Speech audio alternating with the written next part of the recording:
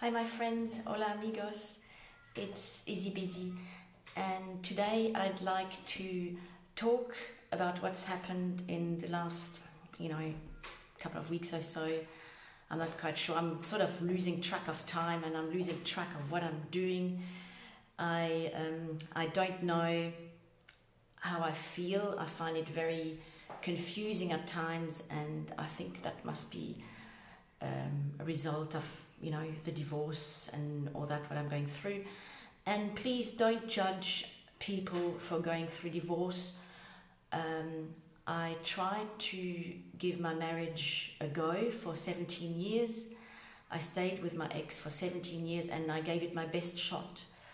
I really gave it everything, and I still love him. I mean, part of me still has very strong feelings for him, but I couldn't stay anymore. And there's a lot of reasons why, and it's very easy to judge people. And I might even regret what I've done. I might even regret leaving him. But unfortunately, there's no going back now. Maybe there is, but I can't really see a way to go back at this stage. Now, I made a mistake, and I'm a bit embarrassed to admit it. I got in touch with my ex. That was about a couple of weeks ago, or I don't know, or was it? I don't know, I can't remember. Anyway, it doesn't matter, the timeline doesn't matter. Maybe it does, but at this stage, I can't be bothered giving you an exact timeline.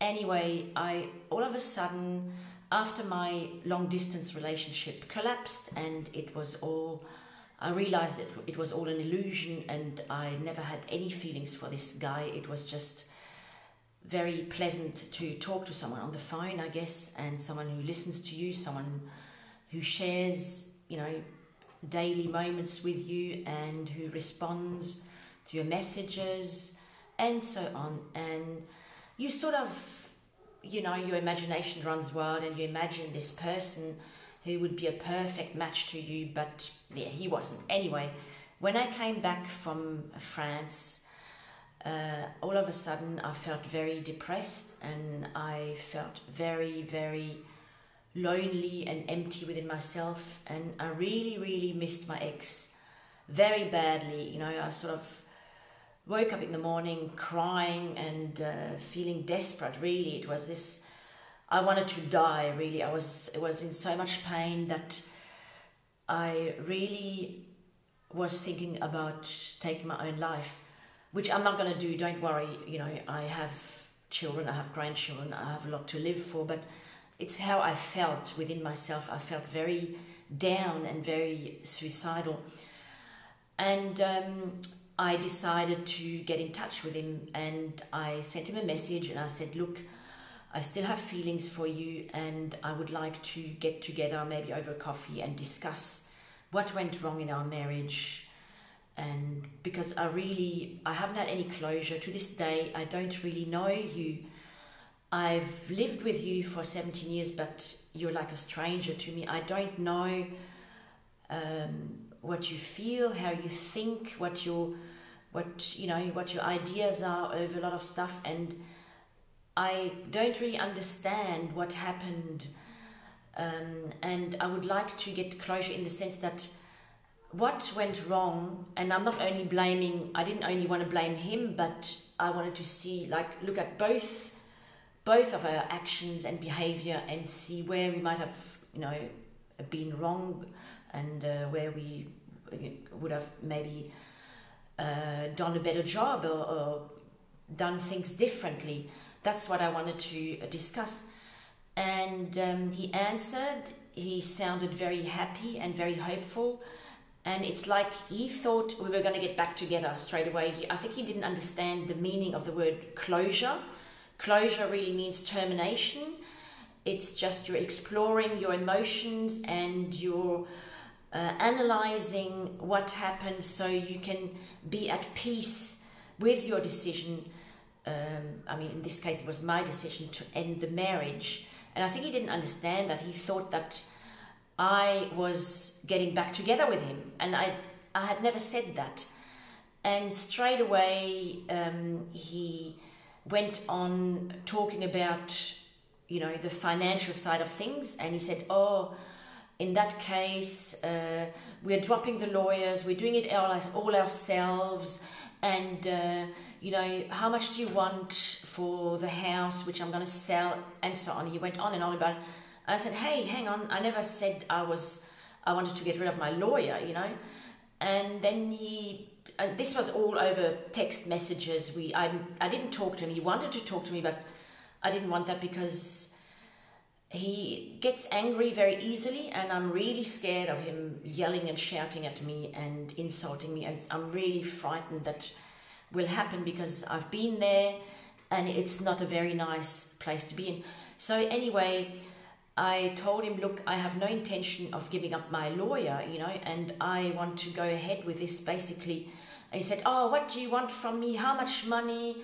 And really what he meant, that I should give up my claim, you know, for financial separation, and just be happy with the proceeds of the house, and not want his, you know, any of his savings and his superannuation money, which is the retirement fund that we have in Australia. And yeah, because while we were married, he never disclosed his assets to me. He was putting money aside for his savings, but he never told me how much he was putting away, what account it was, what he intended to do with it. So it was all just for him. I mean, I didn't even know how much money he had, and I was scared to ask. That's the sad thing. I was scared to have that conversation with him. And a lot of the times I was basically living in poverty.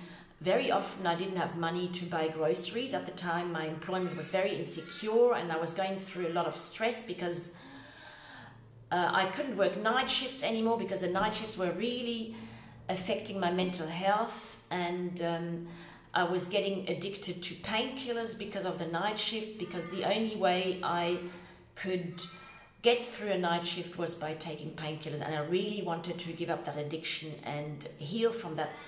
But there was no way I could do any other shifts because he wouldn't help me with looking after our daughter. I had to do everything. I had to take her to school, pick her up, do everything for her.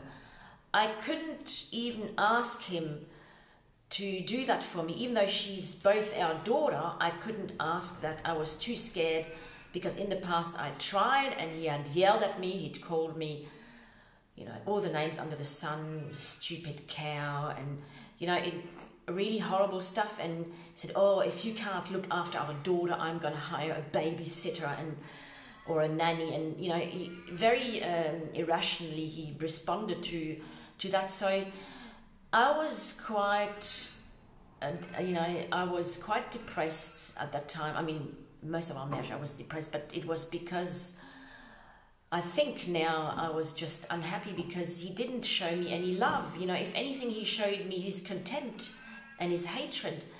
It was always like I wasn't allowed to talk to him. He was dismissive. He, if I tried to talk to him when he came back from work, he would basically tell me to F off. If I had anything important to tell him, and he just didn't want to talk to me. He just didn't. And he never wanted to spend any time with me, very rarely. I basically had to organize our time together and say, look, why don't we go for a walk this afternoon? And a lot of the times I say, oh no, I don't feel like it. I'd rather stay home and watch TV or whatever. And so, you know, when people always say no, no, no, and they don't feel like doing anything with you, you give up in the end. You know, you say, well, you know, and I didn't feel worthy anymore, you know. I just didn't feel, my self-esteem was really low. So anyway, so I'm losing track of what I'm saying. He had all these savings that he put away, over the years, but that was his money. He made it quite clear that money had nothing to do with me, even though we were married. We didn't even have a joint bank account, you know, and he was very petty with certain things, like, for example, he had his own toilet paper, and if even I took a sheet of it because maybe I had diarrhea or something, he would just yell at me, you know. He was like very, very petty and very controlling. You wouldn't dare touch any of his stuff, and you know, like I said, a lot of the times I didn't have enough money to buy food, but he was happily putting money aside and creating a stash for himself.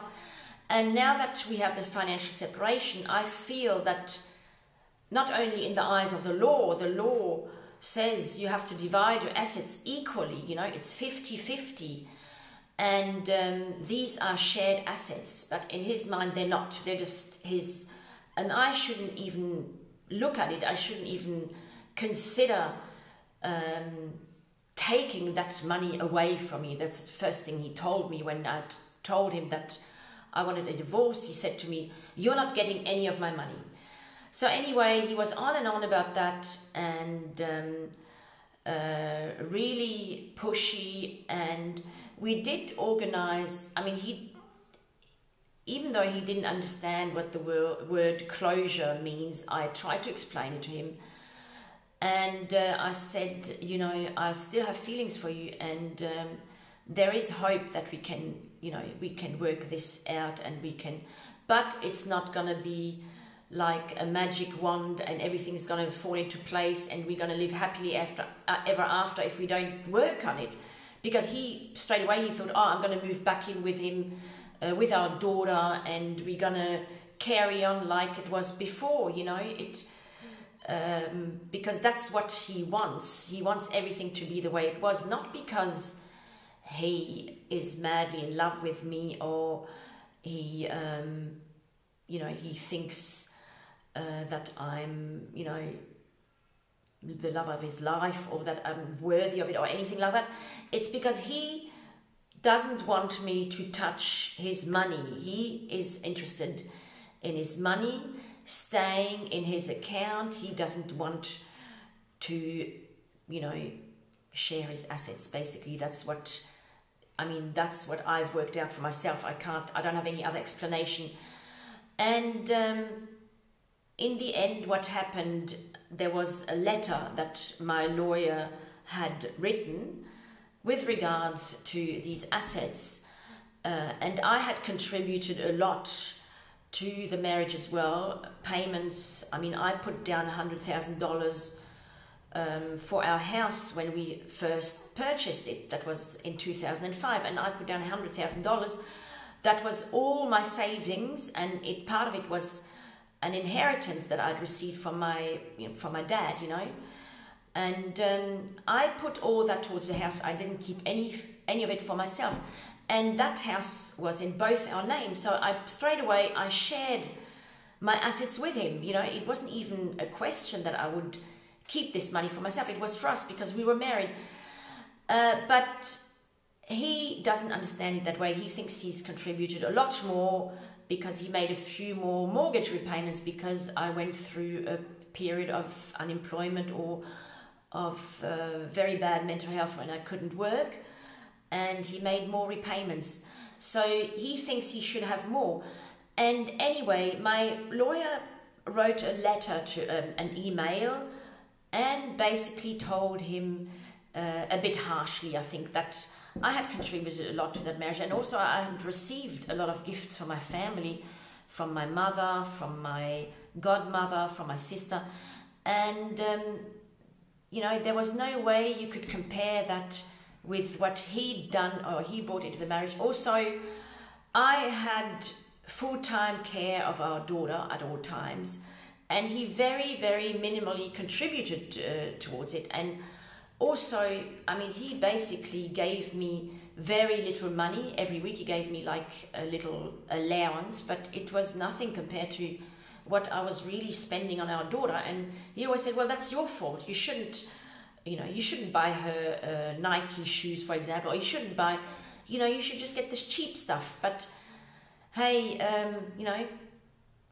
she lately she had developed these tastes, and that's normal for a teenager. They're always competing with their friends, and you're not just going to buy them a cheap pair of sneakers from Kmart. It's not. It just doesn't work that way, But in his mind, that was all my fault. I was spending too much money, and so basically, I had to do everything with the pittance he gave me. So my lawyer had written all that, and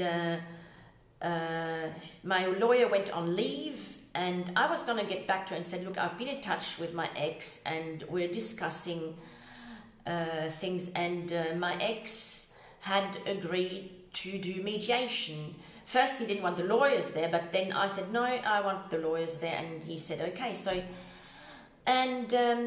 So really, I didn't want my lawyer to send out that email, but she went on leave, so there was another lawyer who replaced her, and he sent off the email because I think it was a misunderstanding. Also, I hadn't explained myself properly, because I said I agreed with the letter, but I didn't say send it off. I said, anyway, my ex received the email, and he was very, very, very, very angry. One of his... I'm glad I wasn't there to witness the narcissistic rage that he would have been in. And straight away he said, no, forget about it. We had already made an appointment for counseling, for relationship counseling, which was really a good thing, because even though it might not have helped towards reconciliation, but at least we had a chance to talk about our relationship, what went wrong, what we could have done better. But no, that was it. He cancelled everything, and he said, that's it. And then later on, I wrote back, and after a couple of days, because I was quite shocked, I could understand that he wasn't happy, but he didn't have to be angry. He could have just said, look, that wasn't a very nice email I received. Could you please explain?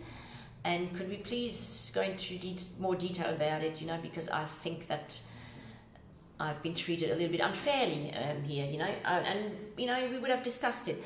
Anyway, he rejected the whole thing, and then I wrote back to him and said, look, ever since I've contacted you, all you've talked to me about is money. That's all you're interested in. I wanted us to look at our relationship and talk about where we went wrong, and maybe correct that, and maybe in the future get back together and work on our relationship so it actually functions. And I said, but all you can talk to me about is money, and I said, well, I don't really believe that you've ever loved me, and now I do.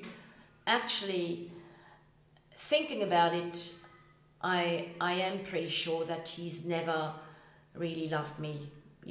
He loves the money. He's married to his money. He would die for his money. That's all he loves. His money is the love of his life. I'm just nothing compared to that. Because if he really loved me, he would say to me, look, Izzy, whatever you want, I'll give it to you. Within reason, of course. I give it to you. I just want us to get back together. I love you so much. I can't live without you. Please come back. I'll give you whatever you want, Because he knows that I'm not an unreasonable person, and I'm not going to ask for more than I'm entitled to. He should know that, I only want what I'm entitled to by law, and that's all, I've never asked for more than that. So, I wrote that, and he wrote back and said, yes, I did, first of all, I explained what went wrong with the lawyers, and he said, oh, I didn't realize they're very incompetent and blah, blah, blah. And, but I could tell that he didn't really believe me, and he said, yes, I do love you, and I have always loved you, blah, blah, blah. But, hey, I don't believe that anymore. I don't think he's ever loved me. Not in the sense of reciprocating my feelings, I mean, why, why did he never initiate anything in the bedroom, Never, ever, ever in the 17 years that we lived together. Before we moved in, yes, he was just as eager to have sex as I was. Things were working very well, and actually the sex was really wonderful. It was like the best part of our relationship, really, I must say. I loved it, and he was a very good lover. But once we moved in together, that was all gone. From his side, there was nothing from then on. And I often tried to talk about it. I said, why don't you ever initiate anything with me in the bedroom? And then he would throw it back onto me. He said, oh, it's your fault. You're always busy. You're never there. And I said, no, bullshit. I'm always there. I'm always available. And even if I don't have, I will make the time for it. Do you know how much I love making love? How much I love it. And no, so he would straight away blame it onto me. And, I'm not someone who has let themselves go. I'm very fit. I've got a BMI of 21. I do yoga, I exercise, I go to the gym. I mean, lately I've neglected that a little bit, but I still do a lot of walking. I watch my diet. I look after my skin, my hair, but really, it doesn't really matter, because he never used to look at me even. He never used to tell me, he never once told me, oh, Izzy, you're really beautiful and I'm attracted to you, or anything like it. If anything, it was derogatory, it was like if I had an ice cream and said, oh, you're going to get fat, instead of, and that would really make me quite angry, because I said, look, I'm not fat. My BMI, I've got a perfect BMI. How can you even suggest that I'm going to get fat? And I've had 6 children. Altogether, I've had 6 children. And anyone I tell that I had 6 children, they, they're very, very surprised and they're in awe. I said, wow, you've got such a nice figure. How do you do it? And also, I'm very lucky with my genetics, I guess. But what I mean, you could have like an elephant or a hippopotamus walking next to him, past him, or me. It would make a difference, because he would never, ever show me that he was in any way attracted to me. In any way, And a lot of the times, if I tried, most of the time, 90% of the time, if I tried to be affectionate, even just affectionate, nothing sexual, he would push me away. He would basically tell me to F off, leave him alone. Why do you need a hug now? Why do you want to kiss? As if it's something strange or unreasonable, most people would be happy if their partner, their wife, husband, showed them their love and affection, or wanted to spend time. I was desperate to spend time with him. I couldn't wait for us to be together, but he didn't feel the same about me. So, sorry. I really believe that he didn't love me. He just used me I don't know in what way he used me, because maybe just my presence, so that he didn't feel lonely, or maybe he just liked the status of being in a relationship, because he didn't even want to marry me. I'm the one who convinced him that it would be better if we married, and I had to buy my own wedding ring. We never even went away on a honeymoon. And the day we married, it was like, I had to work on that day. I went back to work on night shift.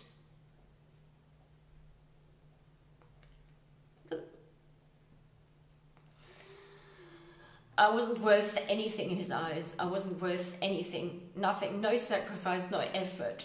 Nothing. I was just a piece of shit. And yeah, what is love? We don't know what love is. We don't know. It's like you know, there's different types of love, you know. I mean, there's wine and there's grape juice, you know. You can have a very diluted sort of love, but I don't even think that he had, you know, I don't think he had a lot of feelings for me at all. I was just like, maybe I don't know, I don't understand, and that's why I wanted to do the counseling, the relationship, because I want to know, how did he really feel about me? I don't understand.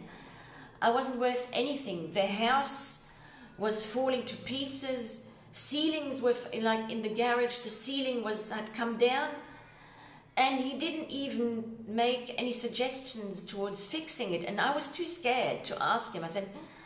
I was too scared to ask, oh, could we fix that ceiling? It looks awful. And I'm the one who initiated the garden cleanup, and I did most of it. You know, for a whole week, I carried all those palm tree leaves, and I put them on a pile in front of the house. I did it mostly myself. It took me ages. I worked like 10 hours a day for lots of days. I mean, he helped a little bit, but I did most of it. And that was my initiative. And I wasn't allowed to hire anyone to help me. He said, oh, no, we cannot pay anyone to do this. And if I'd paid someone myself, he would have gotten very angry, so I didn't. He also had a camera, in front of the house, so he could watch everything that was going on. So there was no way you could do anything behind his back, because he was so controlled. He had to know everything that was going on. Anyway, and but yeah, in the end I said, look, this is not going to work, and yeah, I give up basically. I'm not even worth you making the effort that I can get closure. I'm not even worth that. I was never worth much in your eyes. You always had a very low opinion of me. Yeah, he had a very low opinion of me, even though in front of his friends and family he would brag about me. Oh, Izzy, she can speak 4 languages and she does it, and she wrote a book, and you know, she's a registered nurse, and he would brag. But that's, I think it was to make himself feel good, to you know, to promote his image, you know, to promote himself. Because in private, you know, there wasn't much of that going on. Compliments, yeah, occasionally when he'd had a few drinks, he might say something, you know, and say. There was only one thing he said to me, and he never doubted. He said, "You're a good mother," and that's the only compliment that he never deviated from. You know, so. Even though he suggested that he should hire a babysitter or a nanny because I wasn't any good, but he did say, "You're a good mother," and you know, he never deviated from that. So at least I know I'm a good mother, because if he says it, then it must really mean that I'm a good mother. You know, I could cry every day, all day, and I used to cry a lot when I was with him. I used to. Every day, you know, I would cry, you know, I mean, because he was always so horrible to me, and his body language and his words, and it was so demeaning and so nasty at times, and just generally the way he treated me with contempt, and, you know, not in a loving way. It wasn't even grape juice. I think it was dishwashing liquid, you know, to be quite honest. So what is love? I don't know what is love, but I think at least love should be, you know, wanting to spend time with someone and looking forward to it. He didn't, I mean, I thought, because he's a little bit older than me, and I thought he would maybe retire soon so we could spend more time together. And I asked him, "Aren't you going to retire soon? Because, you know, I'm really looking forward to spending time with you." He said, "Oh, no, I've got no intention of it." What makes you think that? And that was also one of the last nails in the coffin, you know, of our relationship, because he doesn't even want to retire so we can spend time together. I thought that was that would be our last chance, you know, to form a bond. He didn't want to bond, you know, he didn't want to bond with me. He just wanted to not bond with me, you know. I mean, why do people go on vacation? Why do people spend time together? Why do they even make love? It's a form of bonding. It's not just because they want to get rid of, you know, excess sexual tension or whatever, or, you know, it's not like, I mean, making love is not like just going to the toilet. There is, you know, there's something happening within the couple, you know, just the fact of lying next to each other without any clothes on and touching and feeling that closeness. And then, you know, even that makes me feel like, you know, crying when I just think about it. And how much I used to miss that, and how much, you know, I was so deprived, and so it wasn't just sexually frustrated, I was just deprived of touch and affection, and I think that pushed me, you know, further and further over the edge, and one day I just couldn't take it anymore, and I had tried to talk to him about how I felt, but he didn't want to know. I mean, he wasn't interested. I think all he was interested in was his money, and that proves it again now that I've made the effort to contact him. And we were gonna do counselling, and he's given all that up because he's angry, because you know, how dare you want to take half of my money, you know, it's not our money, it's not what we've built together, it's his money.